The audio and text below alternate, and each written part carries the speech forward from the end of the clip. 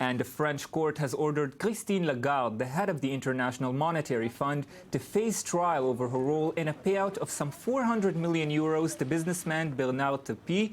While Lagarde was in France's finance minister, Tapie won government compensation after selling his stake in sports company Adidas to Crédit Lyonnais in 1993. He claimed the now defunct bank had defrauded him after it later resold his stake for a much higher sum. And I'm joined in the studio now to understand more of these allegations by Dr. Alex Coleman, value creation expert at the Academic College of Tel Aviv. Good evening, Dr. Coleman. Good evening.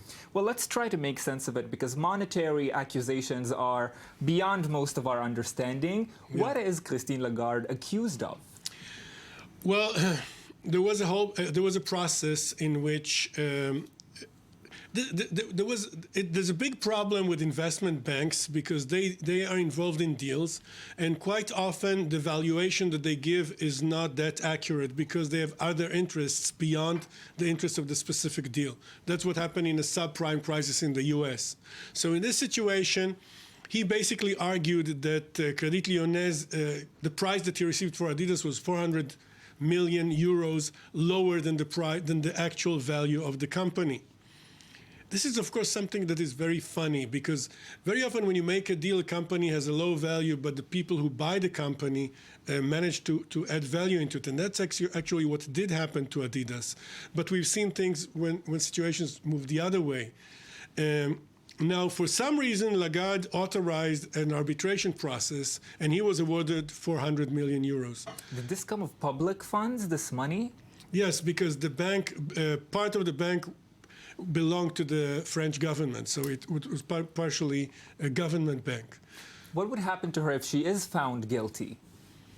Well, first of all, I'm quite skeptical that she would be found guilty because in the worst case, they're talking about negligence. They're not talking about corruption or any of the sort. Hypothetically, she could go to jail for 1 year. I do not believe. First of all, I do not think she will be found guilty, and I'm quite skeptical about this. I am, however, quite happy about this because normally our perception of the world is that you have the lazy Greek losers wasting the money of the rich countries and the International Monetary Fund giving them resources. And recently you see that the International Monetary Fund is not that holy.